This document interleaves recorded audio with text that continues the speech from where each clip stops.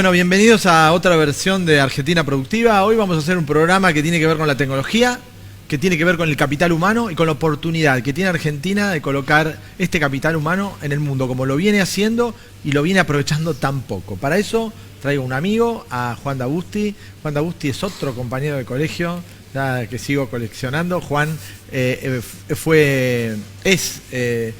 número uno de una compañía internacional que se llama Worldline, es un spin-off de Atos Origin, que es la empresa de tecnología más grande de Francia, creo, y antes estuvo en Meta 4. Hace 20 años que dirige empresas de primera línea, en este caso de toda América Latina. Él nos va un poco a contar también su experiencia, pero él maneja capital humano desde hace muchísimos años y es un actor del aprovechamiento del capital humano argentino, y tiene una visión global también, porque ha estado y está en el board de estas compañías en el mundo, y nos puede dar una visión de cómo los argentinos se insertan en el mundo, de lo que hablamos en Argentina Productiva, y cómo este capital, que es exportación, porque son personas que viven en la Argentina, que reciben dinero por su trabajo y por su tarea realizada, y importan capital económico y exportan capital humano. Vamos a una pausa y nos encontramos con el invitado.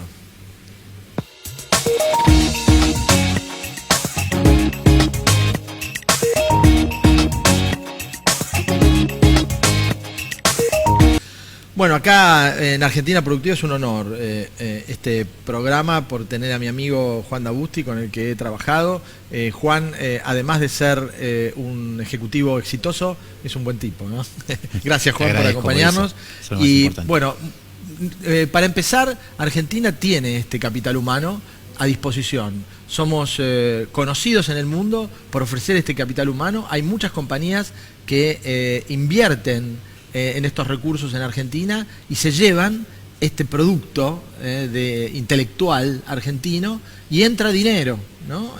Es un poco lo que está alertando el presidente de Uruguay cuando dice que se va a llevar a 100.000 argentinos. Los 100.000 argentinos que se quieren llevar no son los que tienen la plata hundida en Uruguay, ellos ya la tienen desde hace años. Lo que se quiere llevar son estos tipos, que son sub 30 o sub 35, que se están poniendo en el bolsillo entre 2.000 y 5.000 dólares por mes, y los quiere en Uruguay, ¿no? No sé si coincidís. Yo lo que coincido, primero, claramente Argentina es un generador de talentos y exporta conocimientos. Creo que después del sector agropecuario, el sector capital humano es el más dinámico y el más representativo en la posibilidad de generar divisas de cara al mercado. De hecho, los 4 unicornios más importantes de Latinoamérica tienen su basamento en la Argentina, ¿no? Globan, Despegar y Mercado Libre, la número 1 de medios de pago e-commerce en el mundo, en Latinoamérica y en el mundo, es de capital argentino. Así que claramente el talento argentino existe. Y lo que planteás vos del presidente de Uruguay, que se quiere llevar el talento, claro, está ofreciendo beneficios impositivos, digamos, que son altamente representativos, y la gente y los menores de 30, 35 no van a tener problema de mudarse a Uruguay si les dan las condiciones necesarias para tener un nivel de vida razonable. Y creo que lo que tenemos que hacer nosotros es proteger nuestro capital humano para que no se produzca lo que exportamos personas de alta formación intelectual, como universitarios que recorren todo el mundo, porque no podemos decir que no hay universitarios en todos los países de Europa, con o sin doble ciudadanía, e importamos capital de trabajo no calificado de los países limítrofes. Llámese. Vos sabés que acá en Argentina Productiva marcamos que esto quizás es todavía peor de lo que decís, porque estos recursos humanos argentinos ya vendieron su producto en el exterior. Hay alguien que está dispuesto a pagar en el mundo por ese servicio, y se lleva no solo a la persona, se está llevando el dinero que recibe esa persona, esos 50, 60, 70.000 dólares que recibe por año, se los lleva. O sea, es gente que ya se probó fue exitosa, factura y recibe dinero. Y está cerca, ¿no? Es un capital además muy interesante y estable, porque ese ejecutivo, ese trabajador, quiere quedarse en Argentina, porque la calidad de vida que tiene en un país como el nuestro no la puede tener en un país de primera línea económica. Y además no tiene sus afectos cerca. Uruguay reúne esas condiciones. Está cerca y además tenés una economía que le permite mantener casi, te diría, el mismo estándar de vida, ¿no? O sea que es un competidor mucho más importante que Estados Unidos o que Europa, porque ir a Europa con esa platita no te alcanza. Y acá sos un magnate, ¿no? De hecho, la primera empresa de tecnología que empezó a vender servicios de desarrollo de software CMM nivel 5 fue Tata, TCS, que se instaló en Uruguay, subcontrató programadores y empezó a vender desarrollos de software para el resto del mundo con base en Uruguay, lo que decís vos. Además, y eso te estamos hablando de la década del finales de los 80. Y 90. la India, donde está la casa matriz de la compañía, es un productor de capital humano y eligen Latinoamérica y eligieron Latinoamérica, Río de la después Plata. se instalaron en la Argentina, pero nuestros stop and go, y en este caso fue, si no te recordás mal, Chino, cuando Tata se instaló en la Argentina, tuvo una huelga muy fuerte de un rubro en el sector informático que se llamó Unión Informática, un grupo sindical que trató de captar a los intervinientes, los programadores, para, digamos, como eran altas remuneraciones, obtener las contribuciones sociales de esos trabajadores. Y eso hizo que los indios decidieran desinvertir en la Argentina. Entonces, eso es un fenómeno claro. No podemos exportar capital humano e importar personal no calificado, que tenemos que dar incentivos para que verdaderamente lo que exportemos sea nuestro conocimiento desde la Argentina y podamos obtener y generar divisas, que hoy es una de las principales restricciones que tiene nuestra economía. A nuestra economía le faltan dólares, y la industria del conocimiento, el capital humano, el capital intelectual, es la segunda exportadora de generadora de divisas. 7.000 millones de dólares entran por año. Y no puede ser que, por ejemplo, estemos discutiendo si nuevamente va a estar vigente o no la ley del software, que se había establecido una renovación y algunos cambios que lo había terminado de hacer el último gobierno, en la final de la etapa del gobierno de Macri. La ley de software, que realmente había sido generada en la época de kirchnerismo en el 2008, se renueva en el 2011 y ahora ha quedado suspendida, y estamos todos los ejecutivos sabiendo si verdaderamente esto va a tener cabida o no. Entiendo que se va a arreglar, esto es un tema de tiempo, pero me parece más que importante demarcar tendencias claras, planificar para que las empresas puedan invertir y tengan un recupero de su inversión, porque ninguna de estas empresas va a venir a invertir a un país que no le genera la capacidad por primero de recuperar su inversión, segundo, de tener reglas claras en lo que es el esquema tributario. No se puede estar cambiando el esquema impositivo del país en cada reforma fiscal o de acuerdo a las necesidades fiscales de los diferentes gobiernos. En otras industrias, en otros clústeres, vos tenés de alguna manera al inversionista, al capitalista o al empresario, lo tenés más cooptado, lo tenés más preso. Cerrar una industria vos podés ya tardar años. Acá es una decisión, el tipo agarra su computadora, la mete en una valija y al otro día se instaló en otro país, en un coworking, y ni te diste cuenta. O sea, la velocidad con la que las personas pueden tomar la decisión son casi inmediatas. Claramente. Y el impacto económico es, a fin de mes, no te entró la plata del salario de ese tipo, que viene y lo gasta en el país, ¿no? Porque ese tipo no es que casi todo lo que gana lo gasta. No solamente casi todo lo que gana lo gasta, sino vos también esa persona factura un servicio muy superior a su salario, que no quiere decir que sea una cuasi renta, sino que tienen buenos salarios, pero facturan y generan dólares que le producen la entrada de dólares a la empresa, primer lugar, y segundo lugar al país, claro, porque son los que generan la posibilidad de tener un balance comercial positivo. Si además vos sabés otra cosa, hoy los países compiten para tener beneficios fiscales en la industria del conocimiento. De las 10 empresas más importantes del mundo, 9 son de capital humano. Amazon, Apple, Facebook, LinkedIn, todas estas compañías no valen por los activos físicos que tenemos, no valen por la industria, no valen por el pozo petrolero, no valen por la cantidad de autos que producen, valen, la capitalización bursátil de estas empresas vale por el conocimiento, y esto tiene que ver con el know-how, y esto tiene que ver con el capital humano, y esto tiene que ver con la formación de estos recursos. Vamos a un corte y después te tiro un tema que me gustaría tocar y que está muy caliente hoy, especialmente con la declaración del presidente de Facebook, que es una de estas 5 compañías de las que hacías mención recién, que está planteando la dificultad de poder ordenar este negocio monstruoso que creó, esta palabra que se va a empezar a mencionar ahora, que es este Tesla, ¿no? Este miedo de que las grandes compañías monopolicen de alguna manera el conocimiento, monopolicen al consumidor, y hagan este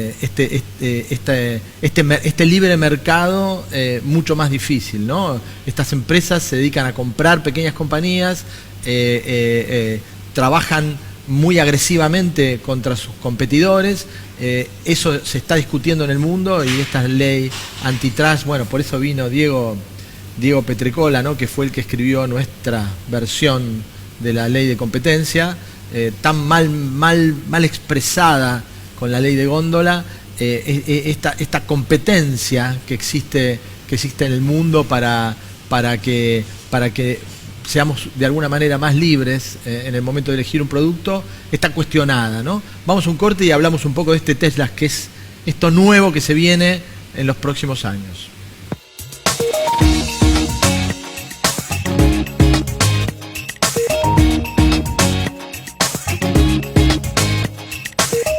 Bueno, entonces vamos al tema este delicado, ¿no? El presidente de Facebook dice que no puede resolverlo, está dispuesto a abrir su plataforma y que los gobiernos de alguna manera intervengan en su plataforma para poder ordenar y organizar. La discusión, no sé si coincidirás conmigo, es que estas grandes plataformas tecnológicas, que son estas 5 compañías, ¿no? Google, Apple, Microsoft, Facebook, Amazon, son el más grandes que la bolsa alemana, son el 20% del Standard & Poor's, que es el índice que maneja las compañías. Estamos hablando de países, digamos, desde el punto de vista económico moviéndose.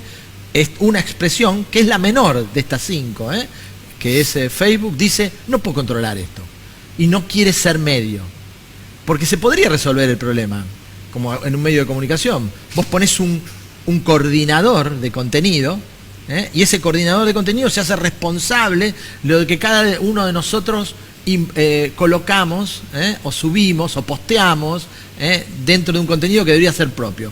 La plataforma dice, no, yo no soy el dueño es el señor que postea, entonces yo no soy un medio, no tengo responsabilidad. ¿Cuál es la variable?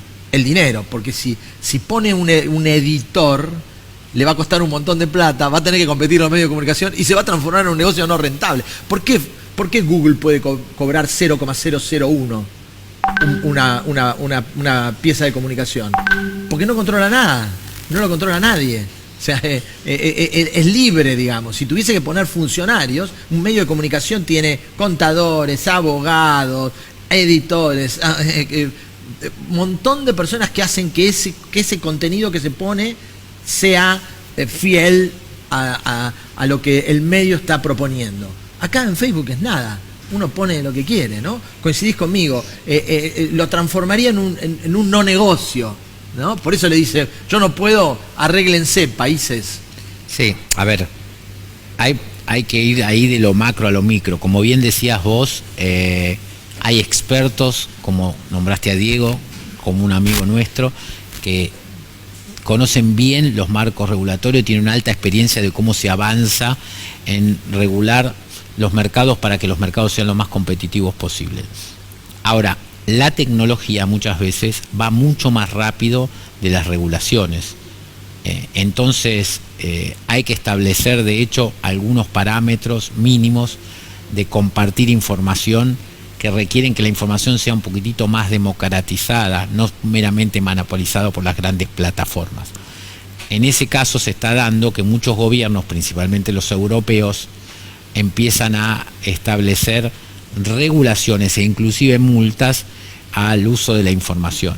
Acá tenés problemas globales que tienen que ver con manejar las tendencias a través de la Big Data y el consumo y las costumbres de los consumidores, porque de esta manera te orientan en el consumo y ellos tienen gran cantidad de información, todo lo que tiene que ver con la inteligencia artificial o con lo que se llama la Internet of Things, Internet de las cosas, que hace que estas compañías al manejar estos algoritmos tengan una gran capacidad de discriminar los diferentes tipos de consumidores.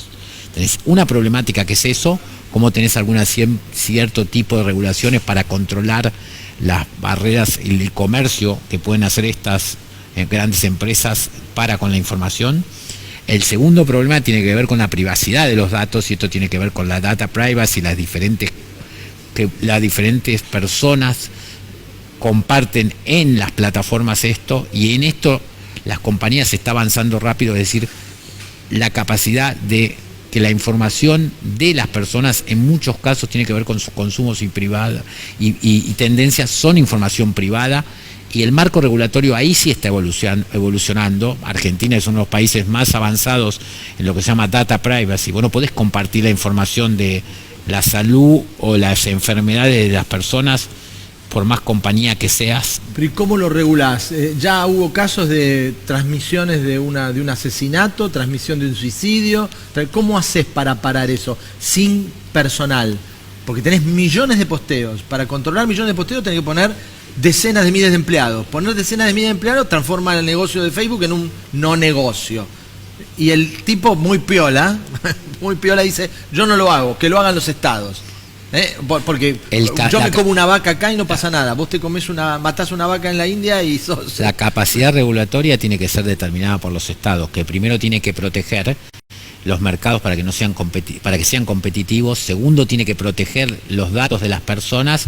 Y tercero, tiene que establecer marcos dinámicos lo suficientemente evolucionados para que puedan controlar este tipo de cosas. Lamentablemente la economía va más rápido, es decir, los desarrollos de estas compañías y la capacidad de adaptación de estas compañías es superior al marco regulatorio. Pero bueno, eso hay que ir previsionándolo, pensándolo y armando un marco regulatorio lo suficientemente acabado que permita cubrir la mayor cantidad de necesidades y que permita cubrir lo que hay que regular verdaderamente, empezando por la información de las personas, que es privada, única y personal. Hay un camino, te diría, la biblioteca tiene como dos volúmenes separados o dos partes distintas o quizás opuestas. Por un lado hay gente que dice que va por la regulación, por el control o por la prohibición, de repente, ¿no? Si podés matar con un cuchillo, no usemos más cuchillos y comamos la carne con los dientes, no sé. Ese sería un camino. Y el otro, por otro lado, puede ser la libertad. Y yo creo que, primero, que es el camino que a mí me interesa más, que me entusiasma más, y la libertad podría ser, de alguna manera, con la tecnología, poner más tecnología y empoderar al consumidor, por ejemplo, y que el consumidor tenga en su poder herramientas que le permitan filtrar todo y él mismo se diseña lo que quiere recibir. Le estarías trasladando la responsabilidad al que está recibiendo la información y él tiene herramientas disponibles que deberían ser gratuitas de alguna manera para decir, mira, todo está, pero acá va a entrar lo que vos quieras y acá tenés un menú, ¿no? Y limitarías de alguna manera. Yo entiendo que es un precio que va a impactar sobre el negocio, pero de la otra manera es ridículo. Los países no se van a poner a administrar un negocio para que Facebook gane plata, digamos. Lo que pasa es que ahí lo que vas a ir es a la libertad individual y a la autorregulación que va a tener cada uno como individuo. De hecho, las nuevas generaciones, si vos ves, no demandan más los contenidos de la televisión abierta o la televisión por cable, demandan los contenidos del streaming, son ellos los que definen lo que consumen. Fíjate que no tienen televisión por cable, sino que van a un Netflix y ellos eligen los contenidos, entonces ellos eligen lo que consumen de Netflix. Estas son si querés, las generaciones más formadas, el ABC1 de la pirámide. La clave del gobierno es que empiece a trabajar sobre el resto de los grupos sociales y también de los diferentes grupos etarios, porque una cosa es regular a un mayor de 21, 18, que tiene capacidad, conocimiento y hasta te podría decir tiene criterio y con una formación determinada, para regular a otro que tiene la misma edad con otra formación que no es la misma, que no tiene la mayor capacidad de discernimiento. Entonces hay que trabajar claramente en separar los diferentes mercados. Nosotros estamos en el primer canal puro de streaming. En este momento estamos transmitiendo. Vamos a tener un día, tenemos un día de estreno, ¿no? Como va nuestro programa el domingo a las 19 horas, pero on demand, Sí. por deseo, una persona puede acceder a este contenido en el momento que quiera, donde quiera, cuando quiera. Ya el estreno no tiene tanto valor, ¿no? Que es un poco lo que vos bien decís, que tiene que ver con esta concepción de los nuevos cerebros digitales, donde el tipo no le interesa mucho el estreno, digamos. Le interesa el contenido y accede cuando él quiere, ¿no? Este canal tiene ese mérito y además reconocido por nuestro mercado, dado que tiene 7 Martín Fierro, ¿no? O sea, es un canal como cualquier canal, ¿no? Y que tiene esa particularidad que tiene muchísimo más que ver con lo que va a ser el futuro que con la comunicación. Lo que estás hablando vos hoy es la transformación digital, y eso también se replica en el modelo educativo. Hoy los modelos educativos de las tradicionales escuelas de negocio, donde uno iba y asistía 5 semanas intensivas y tenía contenidos durante 2 veces, se está manteniendo, pero escasamente. Hoy la mayoría de los cursos MBA de las escuelas de negocio internacional, el acceso a la información es a través de digital, es decir, no tenés que estar presencial. Los exámenes son online, la formación es online, la capacitación es online, tenés inclusive la posibilidad de vos dirigir cómo armás tu carrera de posgrado, eligiendo los contenidos que vos querés. En función de tu especialidad, vos te dedicás a recursos humanos, entonces vas a subir los contenidos que tengan que ver con eso. En el curso, en los recursos humanos vas a elegir lo que te interesa, vas a terminar los casos de las escuelas de negocios líderes en recursos humanos. Vos sabés que siempre hay escuelas de negocios que pican en punta en lo que son ciertas en ciertas carreras y en ciertos contenidos. Entonces esa es la realidad. Hoy la transformación digital hace que no solamente uno acceda a lo que se llama el ocio y el entretenimiento, sino también la parte educativa. Uno decide lo que va a estudiar. Juan Dabusti, además de ser un especialista en dirigir estas compañías de servicios tan exitosas, es economista. Entonces, vamos a hacer una pausa y voy a entrar en un tema ya para llevarlo al mundo de la economía y de un planteo que, bueno, yo entiendo que hay 2 modelos en el mundo. 2 modelos que se ven claramente y funcionan.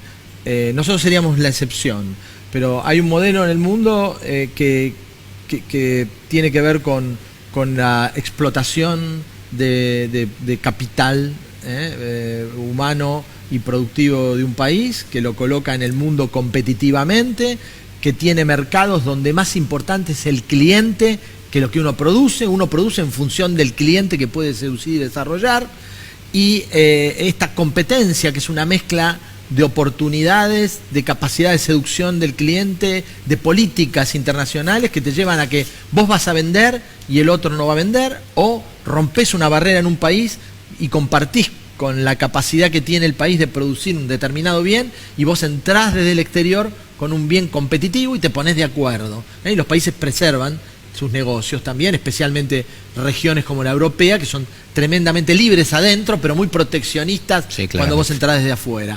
Entonces, ese es un modelo, existe y funciona, y es exitoso, y camina. Y después hay otro mundo, que también existe, de países que no son competitivos internamente, que sí son competitivos externamente. Yo siempre pongo, Corea del Norte, si tiene que comprar televisores, va al mejor comprador de televisores, vendedor de televisores del mundo, compra los mejores televisores y lo distribuye a su población. Y compra el mejor producto al mejor precio y lo distribuye. Está haciendo capitalismo de alguna manera, ¿no? Ahora, cuando tiene necesidades, apunta los misiles a Corea del Sur y le dice, mira, necesito tales cosas, si no me las das, te tiro bombas. Y funciona. Venezuela es un ejemplo, Corea del Norte es un ejemplo. Hay ejemplos donde países que tienen fuerte poder de negociación, peso de negociación, ideológico, político, consiguen sus beneficios, digamos. Y hay países que están del otro lado. Nosotros no tenemos ni el poder para exigir nada, ni la capacidad de seducción para poder conseguir que nos dejen colocar nuestros productos.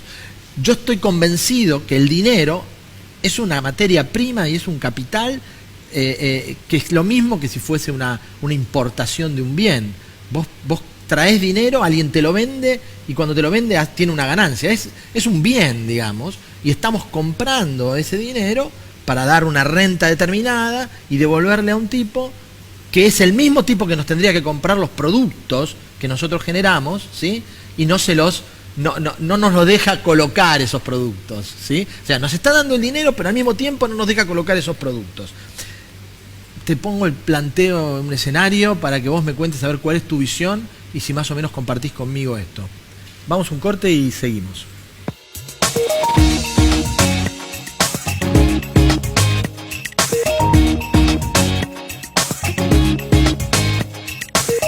Bueno, dentro de los dos modelos de país, un país poderoso militarmente con negociación, aliado a otros países como puede ser Corea del Norte, Venezuela, Irán, no sé, un país que tiene su peso político y lo ejerce con fuerza.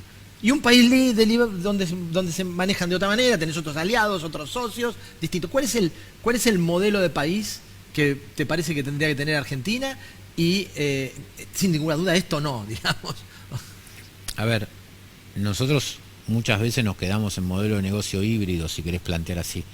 Argentina, y eso me parece que no tiene ninguna discusión, tendría que ser un país netamente capitalista, es decir, con ciertas regulaciones, porque claramente, como bien planteabas vos, los países europeos son capitalistas, pero cuando firman un tratado de libre comercio, como fue el caso del tratado de libre comercio que se acaba de firmar entre el Mercosur y la Unión Europea, los franceses, por ejemplo, protegen a su agro, es decir, ha quedado establecido que van a entrar, sujeto, tal vez van a entrar, si se ponen de acuerdo con Brasil y con Argentina, de cómo regular desde la soja hasta las vacas. Y terminás en un panel discutiendo, cuando lo ponés ganar o lo podés perder, y claro, generalmente lo perdés, porque el tipo prioriza su producción local. Sí. Entonces, ¿cómo hacemos? No, pero Argentina tiene que ser un país capitalista, porque tenemos que generar las divisas suficientes para retener los talentos que tenemos que tener en el país. 1,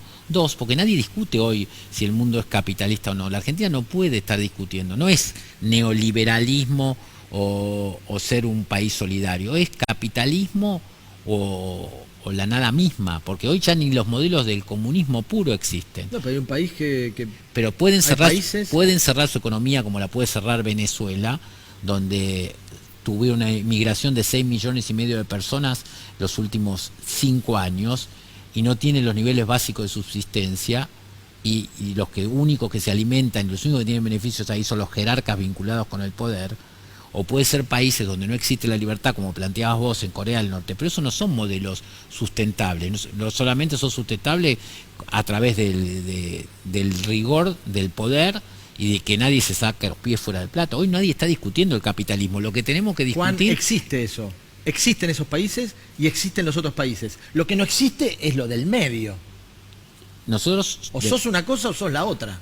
Hoy lo que puedes decir, hay países más capitalistas, más abiertos, o hay países más capitalistas, menos abiertos. El países del sudeste asiático son países muy dinámicos, donde su ratio exportación-importación es 3-4 veces el superior al de Argentina, porque son países acostumbrados a vivir y a trabajar en modelos competitivos y no tienen problema de que les lleven productos. Pero bueno, sustentan eso en una mano de obra muchas veces más barata que la que podemos tener nosotros. Que nosotros tenemos dos problemas. Primero, tenemos una mano de obra que en este caso es barata en términos de los costos de producir servicios, pero es cara en términos de los impuestos asociados con nuestra mano de obra. Hoy no crece el empleo privado en la Argentina, no solamente porque no hay expectativa, no hay inversión, sino porque Argentina no es competitivo. No somos competitivos contra México. La hora de manufactura es 1/3 en México de la Argentina, y en Argentina es el doble de Brasil. Vos no podés tener economías donde pagues el 50% de cargas sociales y de contribuciones patronales, porque eso no va a generar ningún tipo de dar vuelta a capacidad de empleo. Entonces vos tenés que tener economías que estimulen, busquen desarrollar ciertos sectores donde vos sos competitivo, agro, conocimiento, minería, para generar las divisas suficientes y generar una economía que sea más competitiva. Nadie tendría que discutir hoy si va a haber que hacer una reforma tributaria o una reforma laboral. Juan, todos los países, si no el conocimiento se va a ir a otro lado. Todos los que vienen a Argentina Productiva de esta etapa actual, no me voy para atrás de los anteriores, llegan a la misma conclusión, ¿sí? Sí. Pero nuestro país tiene subsidiados muchísimos de sus gastos corrientes, Sí. de servicios públicos, etcétera. Tenemos una incorporación gigantesca de funcionarios de las plantas políticas que desembarcan en el Estado y tienen que vivir de algo, porque son especialistas en ganar elecciones, y cuando ganaron tenés que ponerlo a hacer algo. Y bueno, los pones a hacer en las plantas políticas de la nación, de las provincias y de los municipios. Sí. Tenés en un momento le dijiste al mundo: tomá, te devuelvo toda la plata, no te quiero más. Y hace poco le pedís toda la guita, o sea, es delirante. Sí, eso sí. La conclusión es que los últimos 10 años la economía argentina no creció, el Producto Bruto Per cápita es 4% más bajo, perdón, el Producto Bruto nominal es 4% más bajo que hace 10 años, y el Producto Bruto Per cápita ha caído casi el 2% anual en los últimos 10 años.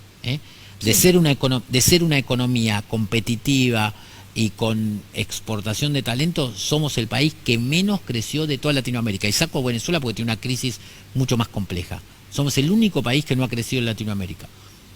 Con un modelo o con otro modelo. Está claro que tenemos que definir pautas, y para eso tenemos que ordenar la economía, porque si una economía, un país que opera con índices de déficit fiscal del 7%, sea fiscal o cuasi fiscal, los últimos 4 o 5 años, es un país que no va a resistir. Por más ¿Coincidís conmigo si yo te digo que en los últimos 30 o 40 años no hubo un modelo? No, claramente no hubo un modelo. Porque no hay, el que elijas, Sí. Que elijas. ¿Querés ser Corea del Norte? Buenísimo. Seamos Corea del Norte. No tenemos un modelo de desarrollo. Nunca discutimos la macro del mediano plazo. Discutimos si hay que subir o bajar impuestos, cómo se hace para bajar o subir la inflación, y cómo se hace para ver si podemos ganar la elección de una manera más fácil o menos fácil. Y el fondo de la cuestión no la atiende nadie. Vuelvo a lo mismo. No me importa si querés ser Corea del Norte. No. Seamos Corea del Norte. Compremos bombas, pongamos aviones, tengamos misiles, apuntémoslo a todos lados y pidamos que nos den cosas porque somos nosotros. Está bárbaro, pero seamos eso. No podés decir: voy a hacer eso, pero después hago otra cosa y después vuelvo. Porque la ida y vuelta, al único que perjudica es a la gente de a pie. Porque en el camino, el que va decidiendo un modelo que no llega nunca a ser y otro modelo que no llega nunca a ser, ese se la sigue llevando, porque sigue ganando, sigue siendo un funcionario bien pago, o sigue en el camino haciendo negocios. El empleo privado de los últimos 4 años cayó en 180.000 posiciones. El empleo público creció casi 200.000. No es un tema, no estoy emitiendo juicio ideológico. Es decir, una economía con un 43% de Producto Bruto en comparación con su PBI, un gasto público del 43% con relación a su PBI, no es una economía que sea consistente en el mediano plazo. Juan, menos si no crece. Si querés ser un país con el 100% de empleados públicos, seámoslo. Decidamos. No podés ser un país capitalista con el 80% de la gente empleada pública, porque es una estupidez. No, porque el 20% va a tener que financiar el gasto del 80%. Y dura muy poco. Vamos ahora al paro, está discutido de que por qué se hace, porque son expresiones políticas también. Hoy el campo sale a la calle a combatir, ¿sí? por supuestamente una reivindicación. Nosotros lo tuvimos acá, el presidente de la sociedad rural. Son pocos los casos donde todas las agrupaciones del agro casi se pusieron de acuerdo. Una sola dejó librado a sus afiliados, pero en general es poco, se pusieron todos de acuerdo porque entiende que el campo no es el pato de la boda. Sí, ok, fenómeno. Bueno, de nuevo en esa discusión. Y si no es el campo, son los sindicalistas. Y si no son los sindicatos, son los industriales. Siempre. O sea, es una decisión que nunca se toma y hay que tomarla. La Argentina ha involucionado en discutir ideas, discutir un modelo de negocio, discutir un modelo de país. Lamentablemente es así. Y nosotros somos los responsables porque somos los que en alguna medida tendríamos que ser los formadores de conciencia de que si una economía no se desarrolla en el basamento del sector privado, no es una economía que tenga posibilidad de seguir creciendo. ¿Cuánta responsabilidad tienen los empresarios que vivieron siempre de la teta del Estado, ¿no? ¿Cuánta responsabilidad tienen? ¿Los empresarios argentinos les gusta ser competitivos? ¿O prefieren tener condiciones? Porque ese es el proceso que se viene ahora, ¿no? Le voy a dar condiciones a los empresarios argentinos para que produzcan productos de no tan buena calidad y a un alto precio. Se los voy a ayudar igual a colocar o en el mercado interno donde sea. Pero, Chino, ahí discutamos sector por sector. Yo te contesto el sector nuestro. El sector tecnológico y el sector de capital humano es un sector que está acostumbrado a salir a competir en el mundo. Digamos, porque vos competís, por ejemplo, para vender a una empresa europea contra desarrolladores indios, que tal vez son más baratos, pero tienen menor capacidad de entendimiento con el inglés, y el desarrollador o la empresa pyme de tecnología argentina es más competitiva, no solamente porque tiene una mejor time zone contra Estados Unidos, sino también porque tiene mejores talentos. Entonces, discutamos sector por sector. Algunos sectores buscarán ser más proteccionistas porque no son competitivos, otros buscarán ser más proteccionistas porque no tienen economías de escala. Otros seremos más abiertos porque consideramos que el talento y nuestros recursos son más competitivos y nos permiten salir al mundo.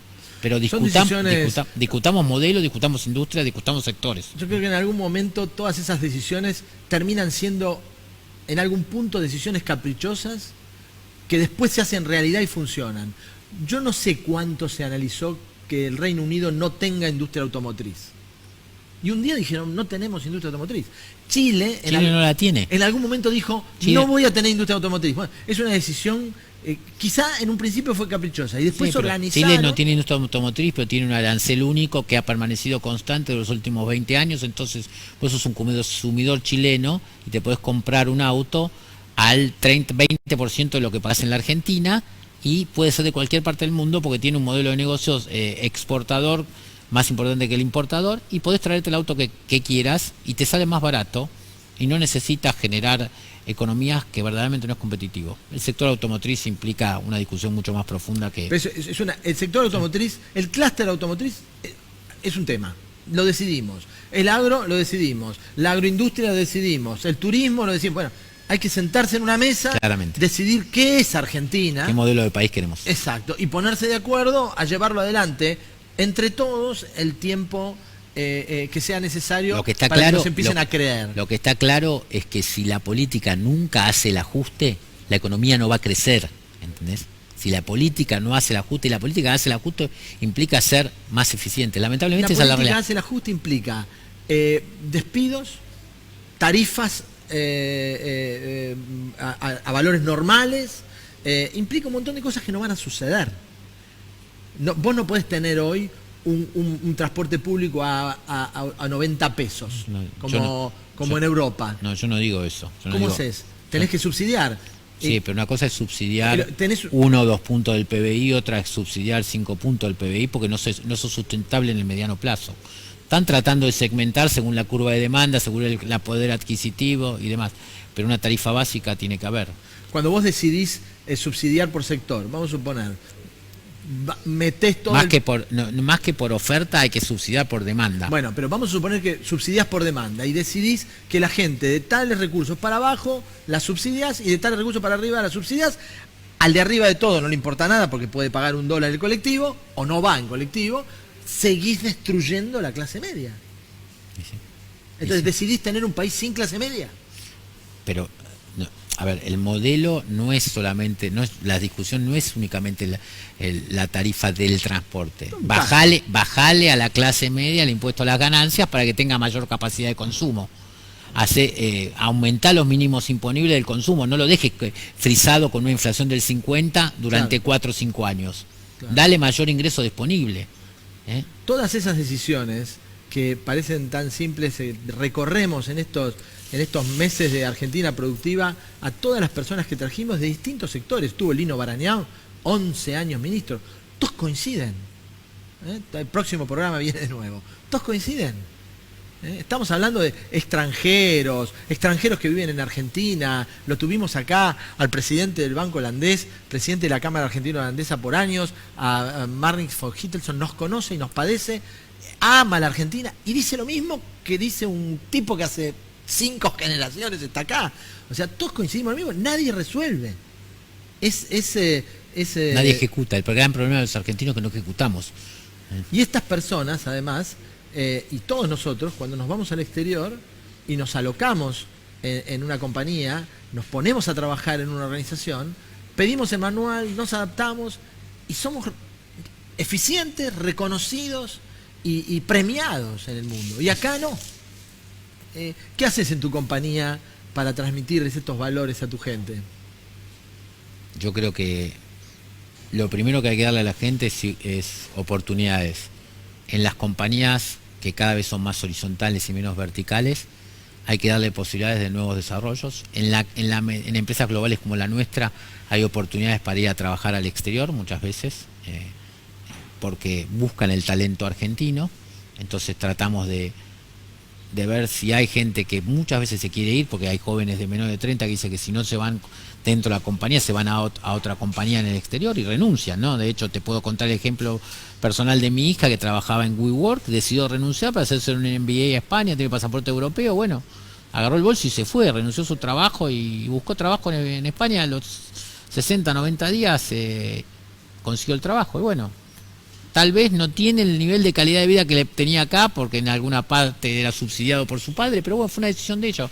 Entonces, si no la compañía no da las oportunidades, los jóvenes toman la decisión directamente y eso es lo que tenemos que tratar de generar, es generar un nivel de empleo privado lo suficientemente bien retribuido y con oportunidades de crecimiento, y para eso la economía tiene que crecer, para no seguir perdiendo los talentos, porque si no, te vuelvo a decir, si invierte la ecuación, importamos mano de obra no calificada, que viene a trabajar, algunos vienen a trabajar en la Argentina porque las universidades públicas son gratis y le pueden permanecer en una universidad pública, y esto mucha gente se molesta porque lo digas, en ningún país de Latinoamérica la universidad es gratis, menos para los extranjeros, podrá ser para los locales, pero no para los extranjeros. Y terminamos exportando los talentos, que se van a trabajar al exterior, y toda la formación que tuvieron, mi hija es un claro ejemplo, se formó en la universidad pública, y ahora está trabajando en el exterior. Nosotros tuvimos una experiencia juntos, independientemente de tu paso por Atos, esa compañía tecnológica líder en Francia, y tu trabajo en Argentina fue notable. Tuvimos ese camino de tratar de armar un proyecto de soluciones, lo que terminó siendo Unitec Blue, ¿no? Con mucho apoyo tuyo y de Gustavo Soriani también de IBM. Que me permitió poner arriba de la mesa en Corporación América y a Eduardo Ernequian un proyecto para desarrollar soluciones y competir con una pequeña empresa, en ese momento se llamaba Globan, era una pequeña empresa que íbamos a hacer como un Me Too, ¿no? Una copia para poder llevar adelante. ¿Y por qué no fue exitoso ese modelo? Bueno, porque... Contame vos, te pregunto yo a vos. Porque quisieron, yo digo, chocaron la calecita, ¿no? Para vender repuestos de calecita. Intentaron desarrollar un negocio de producción, un negocio de producción de semiconductores, en vez de desarrollar un negocio de soluciones, que era lo que había que tener, aprovechando la coyuntura de poder producir un hardware específico. Era hacer esa tendencia que tenía el gobierno de apoyar un desarrollo de un chip argentino, pero encubrir en el fondo una empresa de soluciones, porque eso tenía vida propia. Pero cuando la economía se abre, el valor del chip en China es un centésima parte de lo que cuesta producir el chip acá. Esos 3 años nos hubiesen permitido armar una compañía de soluciones. Sí. Cuando se volvía de nuevo a la normalidad. Pero para hacer eso, y te lo digo como ejecutivo, tenés que tener claramente definido cuál es el modelo de negocio y a qué sectores querés apuntar y qué soluciones querés subir sobre, en este caso, sobre los chips. Y eso lo tenés que hacer en cualquier industria. Si vos no armás un plan de negocio consistente, competís con el mundo. Entonces tenés que ser claramente, tener un objetivo definido claramente y mirar a dónde apuntás. El secretario de Comercio en ese momento, Guillermo Moreno, que me trató muy bien y me recibió muy bien, se enamoró del proyecto de fabricar un chip argentino. Y me encantó, me subí, nunca me lo creí, pero era el que me permitía armar la compañía. Cuando se armó la empresa sobre eso, y teníamos que haber tenido el negocio de soluciones para sostenerlo, cuando se cae esa magia, se terminó el negocio lamentablemente. Bueno, de los startups, el 90% fracasan también, entonces no es una... Cientos de millones de dólares acá estamos hablando. No es un justificativo, pero bueno, las industrias estas son industrias altamente riesgosas muchas veces. Entonces, yo lo estoy llamando a Eduardo Norquian para retomar el tema, y todavía Unitec Blue está parada, todavía la torre está funcionando. El fin de semana íbamos con unos amigos a Mar del Plata y les mostré justamente la planta Unitec Blue, que era... Me siento orgulloso de haber sido fundador de esa compañía. Lo que es frustrante es no haber podido decolarla, ¿no? No haber podido lanzarla como lo tenía imaginado, ¿no? Juan, ya se nos fue el programa, tenemos que seguir con otro, seguramente. Te pido, vamos a hacer un taller, invitemos a otra gente del sector, hablemos más en profundidad de lo que es la oportunidad de aprovechar el talento argentino, este capital humano dedicado a vender conocimientos, ¿no? Que es lo que hace tu sector, vendés horas de gente, ¿no? Muchas gracias, Juan. Gracias, un placer haberte tenido en Argentina Productiva. Nos vemos en nuestro próximo programa.